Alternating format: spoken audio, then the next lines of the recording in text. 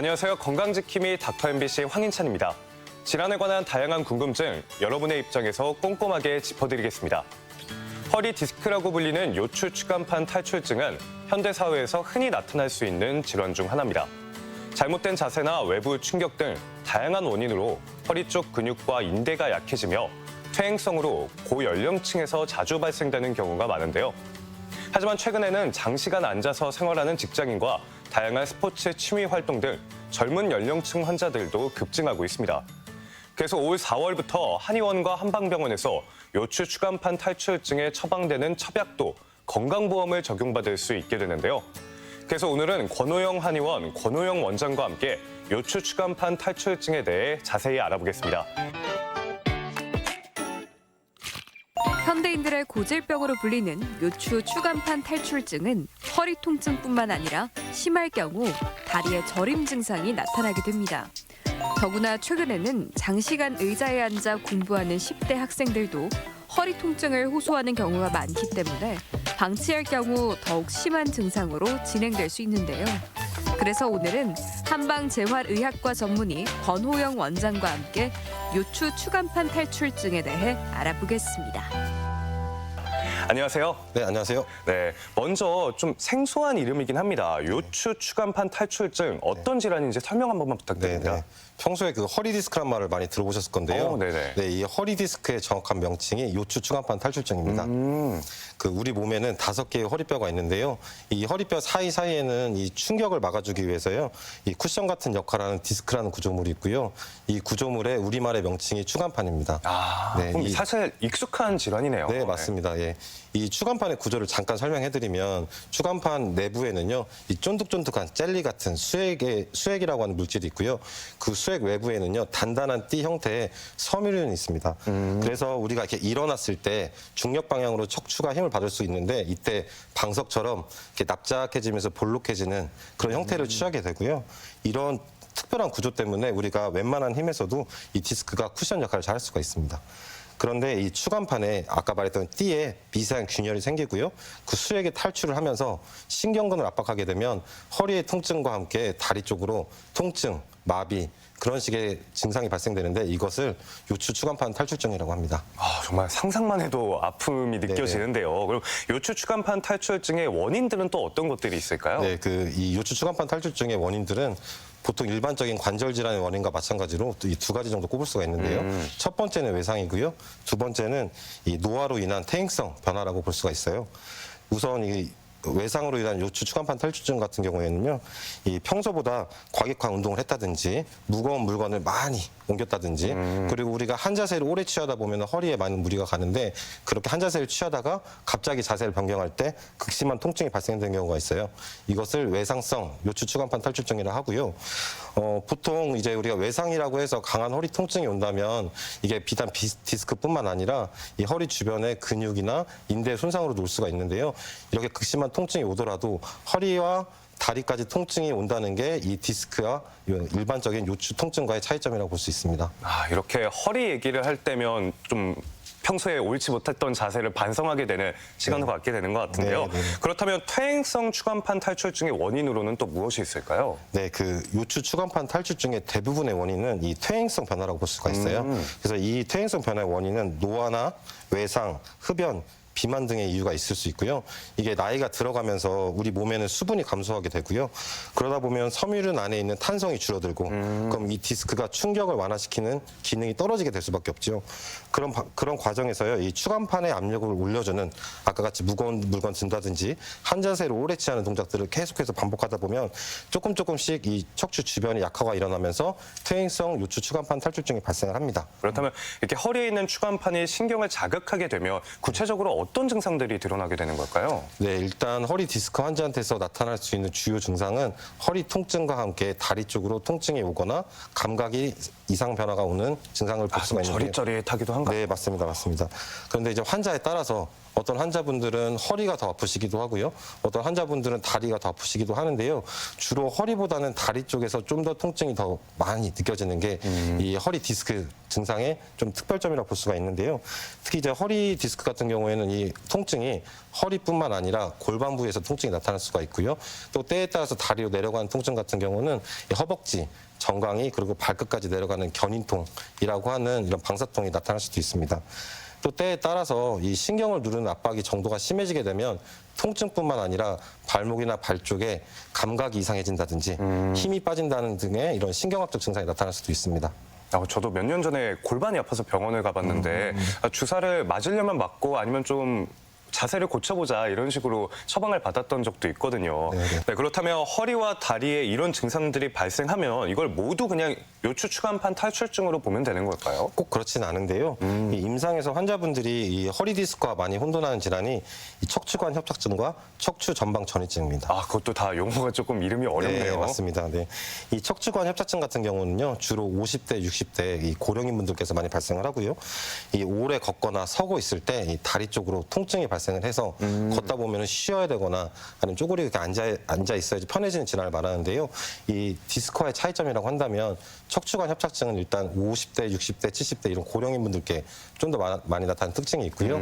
그다음에 허리 디스크는 우리가 허리를 숙였을 때 오히려 통증이 증가하는데 이 척추관 협착증은 오히려 조금 숙이면 편해지는 특징이 있습니다. 그리고 두 번째로 척추 전방 전이증은 어떤 질환을 말하냐면요. 이 척추 분절이 있는데 이 위에 있는 척추 분절이 아래 척추 분절을 타고 앞으로 쭉 밀려나는 질환을 척추 전방 전이증이라고 합니다. 그래서 이 요추가 이렇게 앞으로 조금씩 밀려나가게 되면 이 척수를 누르게 되고요. 이런 경우에 나타날 수 있는 증상은 허리 통증도 있지만 척수 신경을 강하게 누르는 경우는요. 걷다 보면 다리 통증이 너무 심해서 걷지 못하고 쉬어야 되고요. 그게 지속되다 보면 오히려 꾸부정해진 자세가 이 척추 전방 전이증의 특징적인 증상이라고 볼 수 있습니다. 네, 이렇게 뭐 원인이나 증상은 조금씩 다를 수 있지만 이런 통증이 있으면 무엇보다 빨리 병원을 찾아가 보는 게 좋을 것 같습니다. 그러면 이 추간판이 튀어나오는 정도 이것도 단계가 있을까요? 네, 맞습니다. 일단 4단계 정도로 나눌 수가 있는데요. 첫 번째 단계는 팽윤입니다. 이 팽윤이라고 할 때 팽이 팽팽해진다. 그걸 생각해 보시면 되는데요. 우리가 이 추간판이 살짝 빵빵하게 있어가지고 살짝 신경을 누르는 상태라고 볼 수가 있는데 뭐 심하게 튀어나온 정도는 네, 아닌 맞습니다. 거예요. 우리가 아직 이게 터져 있는 상태는 아니고요. 살짝 팽만 되어 있는 상태이기 때문에 제가 일반적으로 환자분들께 말씀할 때 환자분 이 상태는 허리가 살짝 부어 있는 거예요 라고 말씀한 단계입니다. 그다음에 이제 두 번째 단계가 돌출인데요. 이 돌출 또한도 아직 디스크가 터진 건 아니고 대신에 팽윤보다는 살짝 튀어나와 있는 상태인데요. 이 디스크 내부에 있는 수액이 섬유를 뚫고 나와서 살짝 더 튀어나와 있는 말 그대로 돌출 상태입니다. 그리고 세 번째 단계까지 탈출인데요. 여기서부터는 조금 위험하게 들립니다. 네, 맞습니다. 이 탈출이라고 하는 건 우리가 흔하게 나 디스크 터졌어 라고 생각하는 그 단계를 생각하시면 됩니다. 이 추간판 내부에 있는 수액이 섬유륜을 뚫고 나와서 실제로 수액이 밖으로 나와 있는 상태고 이렇게 해서 신경을 압박하는 단계가 이제 탈출이라고 보시면 되시고 마지막 부고라라는 단계가 있는데 부고라 단계는 이 튀어나와 있는 이 수액이 이미나 딱딱해지고 굳어서 분리된 상태를 말합니다. 그럼 이렇게 정도에 따라 증상도 좀 다르게 나타날까요? 반드시 그런 건 아닙니다. 저희 환자분들께서는 디스크가 터지면 더 아플 거라 생각을 하고요. 오히려 디스크가 살짝만 부어 있으면 좀 덜 아플 거라 생각하지만 단계에 따라서 좀 증상도 다르겠다라고 생각이 되는데요. 근데 꼭 그렇지만은 않고요. 디스크가 살짝 부어 있지만 굉장히 심한 통증이 있는 경우도 있고요. 오히려 MRI상으로는 디스크가 터져서 흘러 넘쳐 있는데도 통증이 거의 없는 경우가 있어요. 그 이유는 일단은 디스크가 터져 나온 수액이 양이 적다든지 아니면 신경근의 압박을 안 하게 되는 경우에는 통증이 별로 없을 수가 있는데 오히려 살짝 부어있는 디스크의 팽윤 상태일 때 이 부종이나 염증의 상태가 심하다면 오히려 더 극심한 통증이 나타나기도 합니다. 그렇군요. 그렇다면 한방에서는 요추 추간판 탈출증 치료를 어떻게 진행하는지도 궁금합니다. 네, 이 한의학에서는요, 이 요추 추간판 탈출증의 치료의 일단 목표를 단순히 통증 완화만 보는 건 아니고요. 이거의 원인까지 제거를 하기 위해서 이런 스스로 치료할 수 있는 재생 능력을 향상시키는 거에 조금 더 주안점이 있다고 볼 수가 있고요. 그래서 이런 치료를 하기 위해서는 한의학에서는 침, 뜸, 한약, 약침 그리고 추나를 통해서 치료를 할 수가 있습니다. 좀 전반적으로 종합적인 치료가 요구가 되는군요. 그렇다면 수술적 치료가 필요한 경우 아까 한 10% 정도 된다고 하셨는데요. 이거에 따른 진행 과정은 어떻게 될까요? 일단 수술적 치료 같은 경우는요. 일단 근육에 힘이 급속도로 빠지는 경우 그리고 우리가 대변, 소변을 보는 기능이 있잖아요. 근데 이런 기능이 떨어지면서 회음부 쪽에 감각이 이상이 온다든지 그리고 걷는데 다리에 마비가 심해서요. 발목에 뚝뚝 떨어지는 이런 족하수의 경우가 있는데 이걸 마미신경 증후군이라고 하는데요. 이런 증상이 있을 때는 즉각적으로 수술을 해야 됩니다. 진짜 듣기만 해도 심각해 보여요. 네, 아무래도 맞습니다. 척추가 몸의 기둥이다 보니까 네네네. 몸 전체에 영향을 주는 것 같네요. 네네네. 그리고 또 하나는 이제 우리가 보존적 치료로 허리 디스크가 많이 회복될 수 있다고 말씀드렸는데요. 네. 최소한 6주 이상 보존적 치료를 열심히 했는데도 통증이 가라앉지가 않고 일상생활에서 수많은 지장이 있다면 그때는 수술적 치료를 고려해야 됩니다. 그래서 이제 가장 대표적인 수술 방법이 추간판 절제술이라는 게 있는데요. 이거는 말 그대로 탈출된 추간판을 직접 제거하는 수술이에요. 그래서 방법은 간단하게 피부를 절개를 하고 그다음에 신경이 잘 보이기 위해서 뼈를 살짝 제거한 상태에서 직접적으로 압박이 있는 추간판 조직을 제거하는 수술이고요.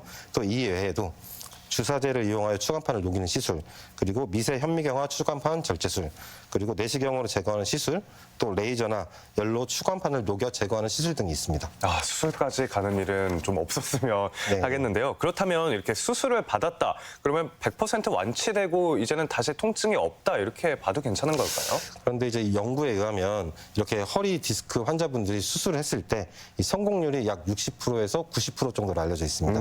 네. 그래서 수술 이후에도 약 10%에서 40%의 환자분들 같은 경우는 다시 또 재발한다든지 통증이 없어지지 않는 경우가 있어요. 원인을 직접적으로 제거했는데도 그렇게 되는군요. 그 이유가 왜 그러냐면 이 요추 추간판 탈출증의 주 요인이 퇴행성 변화라고 했잖아요. 그래서 이게 퇴행성 변화라고 하면 이 허리 주변에 있는 근육이나 인대나 뭐 힘줄 같은 것들이 이미나 약화가 있는 상태에서 신경을 누르기 때문에 이렇게 직접적인 신경 압박은 제거는 했지만 주변에 있는 약해진 상태가 바로 회복되진 않기 때문에 이렇게 재발하는 경향이 있고요. 실제로 우리나라 건강보험 심사평가원 자료를 통해서 보시면요. 수술 이후에 다시 또 재수술을 한 데이터가 있는데요. 이게 3개월 이내에는 5.4%, 1년 이내에는 7.4%, 또 3년 내에는 10%까지 증가하는 걸로 되어 있습니다. 10%면 또 상당히 많은 수치라고도 생각이 네, 되는데요. 맞습니다. 이렇게 재발 가능성이 있다고 보는군요. 네, 맞습니다. 말씀드렸던 것처럼 허리 수술을 하고 나서 3년 이내에 다시 수술하는 경우가 10명 중에 1명꼴이라고 말씀드렸잖아요. 근데 이 수치는 수술을 한 경우에만 포함되고요. 실제로는 수술 이후에도 통증이 없어지지 않고 오히려 더 아픈 경우도 많고 그렇게 해서 계속해서 치료를 시행하는 경우가 더 많이 있다고 볼 수도 있는데요. 이렇게 수술을 하고도 통증이 지속되는 경우를 수술 후 실패 증후군이라고 부르기도 합니다. 너무 이름이 슬픈데요. 수술 후 실패 증후군. 이거는 좀 어떤 경우에 해당이 될까요? 이제 수술 후 실패 증후군은 연구에 따라서 다양한 게 규정 지을 수가 있는데요. 첫 번째로는 수술 후에도 허리 통증이나 다리 통증이 유지되는 경우. 또 두 번째는 수술 후에도 통증이 유지되거나 악화되는 경우. 그리고 세 번째는 MRI상에서 해부학적 이상이 없는데도 수술 후 통증이 유지되거나 악화되는 경우. 또 네 번째는 추궁 절제술 이후에도 통증이 유지되는 경우. 그리고 마지막으로 다섯 번째는 수술하였던 부위의 디스크가 재발하는 경우라고 볼 수 있습니다. 수술까지 받았는데 이렇게 통증이 재발하거나 아니면 다른 디스크에 또 문제가 발생하면 굉장히 슬플 것 같은데요. 이렇게 왜 자꾸 허리 디스크 문제는 반복되는 걸까요? 우선 환자분들께서 이 요추 추간판 탈출증, 그러니까 디스크에 대해서 환자분들이 정확히 아시면 좋겠다 싶은 거는 이 디스크라고 하는 거는 허리의 척추의 퇴행성 질환으로 인해서 생기는 거라고 볼 수가 있어요. 우리가 보통 퇴행성 관절염이라고 하면 일반적으로 환자분들은 무릎의 퇴행성 관절염만 알고 계신 경우가 많이 있습니다. 실제로 임상 현장에서요, 이 어깨 퇴행성 관절염에 대해서 이렇게 설명을 해드리면 환자분들께서는 어깨에도 퇴행성 관절이 있어요라고 말씀을 많이 아무래도 하거든요. 생소하실 것 같아요. 네, 맞습니다. 그러나 우리 모든 관절은 다 약해지기 마련이고 그러다 보면 퇴행성 변화가 일어나고 그걸 관절염이라고 표현하는 건데요. 이 허리 척추 디스크 같은 경우는 허리의 퇴행성 관절로 인해서 생긴 하나의 결과물로 볼 수가 있죠. 그래서 이 퇴행성 변화라고 말을 하는 거는 이미 허리 주변 조직이 많이 약해져 있는 상태에서 나타난 결과라고 볼 수가 있잖아요. 그래서 이렇게 허리 수술을 했지만 그래서 급하게 신경은 제거는 했지만 그 주변부에 약해져 있는 것까지는 강화가 됐다고 볼 수 없기 때문에 이렇게 재발하는 경우가 많이 있습니다. 예를 들어서 설명하면 좋은 게 우리가 불이 난 상황을 보시면 돼요. 집에 불이 났는데 네네. 불이 나면은 불을 끄면은 불은 꺼졌지만 이미나 타버린 집이 바로 새 집이 되는 건 아니잖아요. 이미 약해져 있죠. 네, 맞아요. 맞습니다. 허리 디스크 수술도 마찬가지로 이게 허리에 신경이 압박이 돼서 이걸 제거를 했으니까 불은 껐지만 약해져 있는 주변 조직이 바로 강화되는 건 아니겠죠. 그래서 한방에서는요, 이렇게 허리 수술 이후에 재활 단계를 단계적으로 나눠서 이 하나하나 한 단계씩 이렇게 강화시켜 나간 치료를 하고 있는데요. 실제로 임상 연구에서도요, 이 허리 수술 이후에 요통이 발생한 환자들에게 6개월 정도 한방치료를 같이 병행을 했더니 약 66%의 환자분들께서 절반 이상의 통증 감소 효과가 있었습니다. 무엇보다 몸이 이미 약해져 있으니까 꾸준히 재활 치료라든가 몸을 다시 회복시키기 위한 그런 시도들이 너무나 절실히 필요해 보이는데요. 그러면 이렇게 수술 이후에 재활 단계에서 한방 치료 도움을 받으면 좋겠다 그런 생각도 듭니다. 근데 언제부터 그러면 한방 치료를 시작할 수 있나요? 이 디스크 수술 이후에 한방 치료는요 바로 가능하고요. 또 최대한 빨리 시행하는 게 더 중요하다고 볼 수도 있습니다. 일단 수술을 잘 했더라도요 통증이 남아 있을 수가 있고요. 그다음에 통증이 없더라도 이 허리 주변 조직이 회복되어 있는 건 아닙니다. 그리고 피부는 이렇게 약간의 상처만 있을 수도 있지만 수술 과정에서 내부에 많은 손상이 있었을 수도 있고요. 그래서 빠르게 어혈을 치료를 해야 되고요. 그다음에 그 주변의 근육의 재교육을 최대한 빨리 시행하는 게 중요합니다. 그래서 수술 직후에는요, 이 상처 치유를 위해서 침치료, 약침치료, 한약치료가 가능하고요. 그다음에 추나치료 같은 경우는 항생제 치료가 끝나는 약 2주에서 4주 이후부터는 단계별로 시행할 수가 있습니다. 한방에서는 허리 디스크 환자의 상태에 따라 크게 3단계로 구분해서 치료를 진행하고 있다고 하는데 이 단계는 어떤 것들이 있을까요? 일단 첫 번째 단계는 이 수술 직후 상태라고 보실 수가 있습니다. 이 상태일 때는요, 수술로 인하여 발생한 이 어혈을 풀어줘야 되고요. 또 수술 부위의 상처를 빠르게 아물게 해줄 수 있는 치료가 필요하다고 볼 수가 있고요. 어혈이 혹시 뭘까요? 어혈이라고 하는 거는 수술 중에 생긴 우리가 손상으로 생긴 그런 주근피라고 소위 말하는 그런 손상된 거의 모든 총합이라고 보시면 됩니다. 네네. 네, 그래서 한의학에서는요, 이 어혈이라고 하는 개념이 양의학엔 없지만 있는 개념이고요. 또 하나의 이 어혈의 특징은 우리가 한번 발생한 어혈을 제대로 치료하지 않으면 평생 갖고 살게 되고 이게 살아가면서 이게 부작용을 만든다든지 몸 상태를 약하게 만든다고 보기 때문에 수술 이후에는 반드시 어혈을 풀어주는 치료가 필요하다고 볼 수가 그래서 있습니다. 빠르게 제거하는 것이 네, 보다 맞습니다. 중요하다고 네, 얘기하셨던 맞습니다. 거군요. 네, 그래서 이렇게 수술 직후 상태가 1단계고 두 번째 단계는 이제 기능 회복의 단계입니다. 이게 말이 어려운데요. 쉽게 말해서 우리가 수술을 하고 나면 체력이 많이 저하가 되어 있잖아요. 네. 그런데 이제 체력이 회복이 되지 않아서 허리 상태가 천천히 회복되는 경우가 많이 있어요. 그래서 두 번째 단계인 기능 회복 단계는 많이 약해져 있는 체력을 향상시키기 위해서 기혈을 보충하는 보약을 쓴다든지 또 침치료나 뜸치료를 통해서 빠르게 체력을 회복시키는 게 두 번째 단계입니다. 아무래도 몸이 건강해야 네, 맞습니다. 빨리 또 좋아지겠죠. 네네. 그리고 이제 세 번째 단계가 이렇게 어느 정도 기능이 회복되고 나면 진짜 허리를 튼튼하게 하는 치료가 중요하잖아요. 그래서 한의학에서는 보간신, 강근골이라고 하는데요. 허리를 튼튼하게 만들기 위해서 이런 보간신, 강근골을 하는 이런 한약을 처방한다든지 또 침치료를 한다든지 추나치료를 통해서 허리 통증의 원인 제거와 함께 조금 더 재발을 예방할 수 있도록 힘씁니다. 방금 이제 치료 방법 중에 추나 치료 얘기해 주셨잖아요. 네네네. 저는 추나 치료하면 뭔가 우두둑 소리가 나는 네네네. 그런 치료 방법이 생각나는데 혹시 이런 게 이미 약해져 있는 허리에 너무나 부담이 가지는 않을까요? 네, 그래서 추나 치료를 보통 환자분들께서 우두둑하는 이런 정형 추나만을 알고 있다고 생각하시기 때문에 그런 염려가 있을 수도 있어요.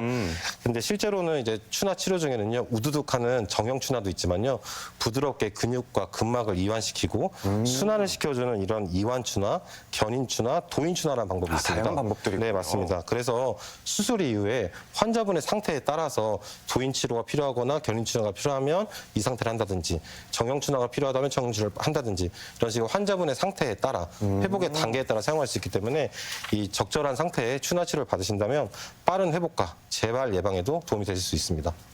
그렇다면 허리 디스크 이렇게 수술적인 치료하고 뭐 재활 치료하는 것도 무엇보다 중요하겠지만 적절한 운동에 대해서도 궁금한 부분이 있는데요. 허리 디스크 예방에 뭐 너무 무리한 운동은 또 안 좋을 것 같기도 하고요. 어떤 운동이 좀 좋다고 생각되시나요? 우선은 수영이 허리 디스크에 좋은 운동입니다. 네, 수영 같은 경우는 이제 물에서 하는 운동이기 때문에 일단 우리 몸에 무리가 덜 갈 수가 있어요. 재활로도 많이 하잖아요. 네, 수영은. 맞습니다. 맞습니다. 특히 우리가 물속에서 놀다 보면 아시겠지만 이렇게 물에 살짝 뜨잖아요. 이거 부력이라고 하는데 물 안에서 운동을 하게 되면 이게 부력이 있기 때문에 내가 운동을 하더라도 몸 안에 충격이 적습니다. 그래서 운동 중에 생길 수 있는 미세한 손상들이 없기 때문에 안전하게 허리를 튼튼하게 강화시킬 수가 있고요. 특히나 이제 수영에는 여러 가지 영법들이 있지만 특히나 그 중에서 자유형과 배영이 허리에 특히 좋아요. 특히 배영 같은 경우는 누워서 하기 때문에 허리의 편안한 자세에서 근력을 강화시킬 수가 있기 때문에 허리 디스크 환자분들께는 특히 배영이 좋다고 보실 수가 있고요. 저병이나 평형같이 허리를 굽혔다 폈다 하는 이런 영법 같은 경우는 허리에 무리가 될 수 있기 때문에 이거는 아무래도 좀 조심하시는 게 필요합니다. 그 다음으로 허리 디스크 환자분들께 추천하는 운동은 걷기입니다. 이 허리 근육 중에서요 가장 중요한 근육은 골반 근육이라고 할 수 있어요. 이 골반 같은 경우는 척추 뼈를 받쳐주는 받침대와 같은 역할을 하잖아요. 그래서 허리에 있는 근육이 특히 이 골반에 있는 근육이 단단하게 버티고 있으면 척추에 안정성이 생길 수가 있는데 골반 부위에 있는 근육이 약해지게 되면은 척추에 불안정성이 생겨서 우리가 하루 일상생활을 하는데 생기는 허리에 무리가 많이 가실 수가 있습니다. 그래서 이 엉덩이 근육을 단단하게 유지하는 게 허리 건강에 아주 중요한데요. 이 엉덩이 근육을 강하게 자극시켜 줄 수 있는 게 걷기입니다. 그래서 이 걷기 운동을 할 때는 두 가지가 중요한데요. 첫 번째는 빠르게 걷기입니다. 오, 네. 네, 우리가 느리게 걷게 되면은 아무래도 엉덩이 근육을 덜 써질 수밖에 없잖아요. 약간은 빠른 템포로 걸었을 때 엉덩이 근육이 자극이 가기 때문에 약간 빨리 걷는 게 허리 건강에는 굉장히 중요하고요. 더 중요한 두 번째는 꾸준하게 하기입니다. 모든 운동이나 마찬가지겠지만 꾸준하게 했을 때 기대 효과가 있는데요. 그래서 약 하루에 한 30분 정도, 일주일에 한 3번 정도, 한 3개월 정도 꾸준하게 빠르게 걷기를 하신다면은 조금씩 허리가 강해지는 걸 느끼실 수가 있어요. 그리고 요즘에 또 환자분들께서 많이 하시는 운동이 요가와 필라테스인데요. 네. 아무래도 요가와 필라테스는 이렇게 허리가 건강하신 분들께는 아주 좋은 운동일 수도 있겠지만 때에 따라서 허리 디스크 환자분들께는 무리가 갈 수도 있기 때문에 그런 경우는 전문의와 상담을 통해서 선택하시는 게 좋겠습니다. 네, 이렇게 허리에 좋은 걸 하는 것도 무엇보다 중요하겠지만 좀 나쁜 영향을 미치는 것을 멀리하는 것도 중요하잖아요. 허리 건강에 나쁜 영향을 미치는 것들에는 어떤 게 있을까요? 네, 일단 첫 번째는 체중 증가입니다. 아하. 아무래도 체중이 증가하게 되면 척추에는 부담이 많이 가게 되고요. 그러다 보면 척추의 퇴행 변화가 빨리 올 수가 있잖아요. 그래서 이 체중 증가가 허리 건강에는 아주 중요한 요인이라고 볼 수가 있고요. 두 번째는 이제 한쪽만을 사용하는 편측성 운동입니다. 골프처럼 이렇게 한쪽을 사용하는 이런 편측성 운동이 아무래도 허리 건강에는 조금 안 좋으실 수가 있고요. 마지막으로 이제 맨바닥에 앉아 있는 겁니다.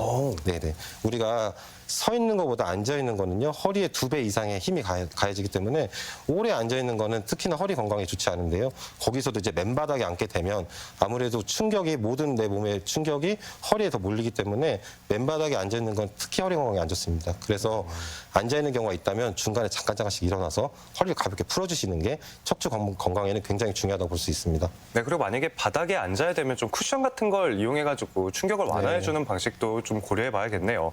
네, 오늘 이렇게 말씀해 주셨는데요. 마지막으로 시청자 여러분들께 당부 말씀 한번 부탁드리겠습니다. 네, 처음 추간판 탈출증이 발생을 하면 극심한 통증과 함께 일상생활이 굉장히 어려운 경우가 많습니다. 그러면 내가 평생 이렇게 살아야 되는 거 아니야? 라는 두려움이 많이 생길 수가 있는데요. 실제로 이 추간판 탈출증은요, 수술 없이도 적절한 보존 치료만 한다면 충분히 좋아질 수 있는 질환입니다. 하지만 추간판 탈출증 같은 경우는 퇴행성 변화로 오는 질환이기 때문에요. 한 번 나았다 하더라도 재발되는 경우가 많습니다. 그래서 여러분들이 이 점을 꼭 명심하시고 평상시에도 허리 건강을 위해서 꾸준히 관리하시고 신경 쓰시기를 바라겠습니다. 감사합니다. 네, 감사합니다. 이 시간에는 한방재활의학과 전문의 권호영 원장과 함께 요추 추간판 탈출증에 대해 알아봤습니다. 원장님, 오늘 말씀 고맙습니다. 고맙습니다.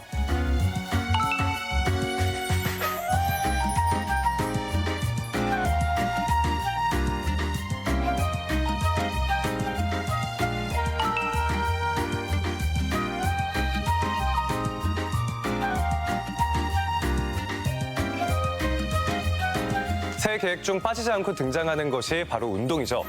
체중 감량과 근육을 늘리는 유산소 운동과 근력 운동만큼 중요한 운동은 바로 균형 운동입니다. 실제로 50세 이후에 한 발로 서서 10초 이상 버티지 못할 경우 앞으로 10년 이내에 사망할 가능성이 높다는 연구 결과가 있는 만큼 몸의 균형 감각이 건강을 나타내는 지표가 됐는데요. 나이가 들수록 균형 감각이 떨어져 낙상 사고로 이어질 수 있기 때문에 평소 한발서기 운동을 꾸준하게 하는 것이 조기 사망 위험을 줄이는 방법이라고 합니다. 그리고 이 밖에 건강과 관련해 궁금증이 있다면 언제든 전주 MBC 홈페이지에 질문 남겨주시길 바랍니다. 저희가 준비한 소식은 여기까지입니다. 다음 주 이 시간에 다시 찾아뵙겠습니다. 고맙습니다.